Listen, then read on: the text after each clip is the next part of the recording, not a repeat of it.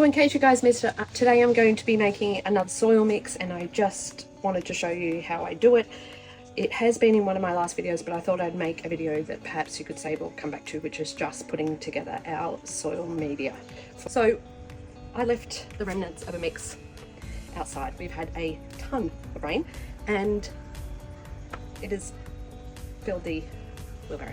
So we are going to recycle the water, because that's what we're all about here, and I'm going to use it to soak our cocoa peat core. We're about to see if this is easy or not so easy. And considering I've fallen out of this, I think it tips really well. Lol. So we're going to be using half of our big block here, and it says that we need, I think it's 40 litres to the 65 litre block.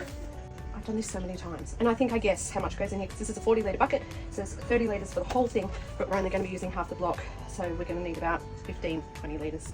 So let's fill the rest of that up. Okay, so I just want to show you real quick, because you're probably going to get the block and go, how the heck do I only use half of it? So I usually just get my snips, kind of nearly at half anyway, and very carefully, please be careful, and keep them shut while you're doing it. And then I just go around the edges, give it a little twist, try and get under as far as you can, a little crack, and just bit by bit. This is not a fast thing. This is kind of Instagram versus reality here at Earth & Sprout, and Earth & Sprout is definitely the reality.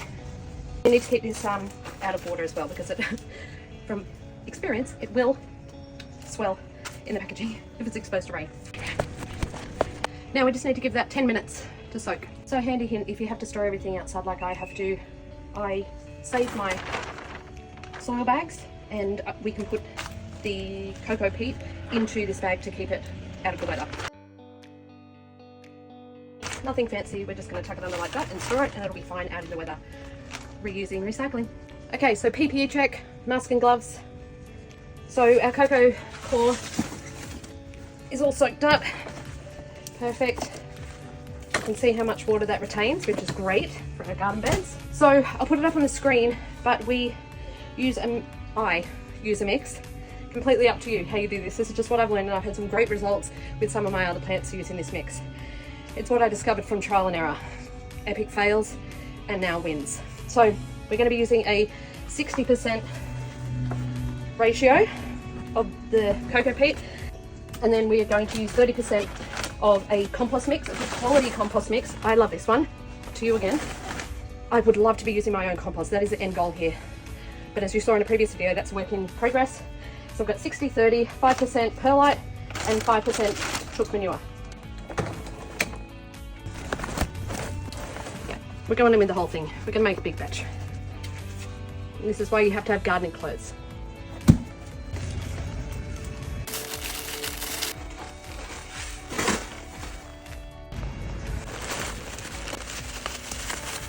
Perlite all over the floor.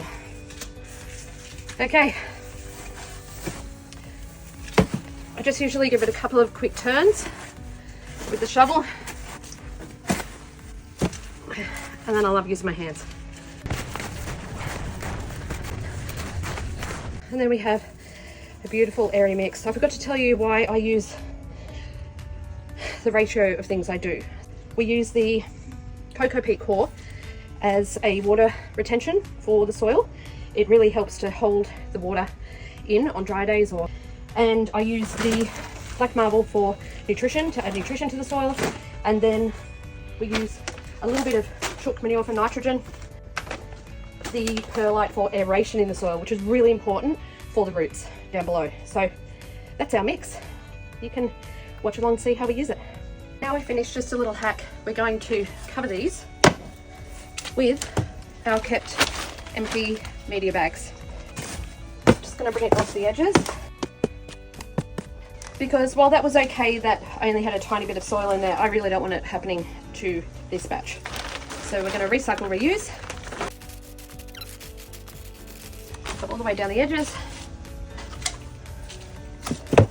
and pop the shovel on top. And that should also keep our soil moist, but away from excess rain, because it's just going to keep raining.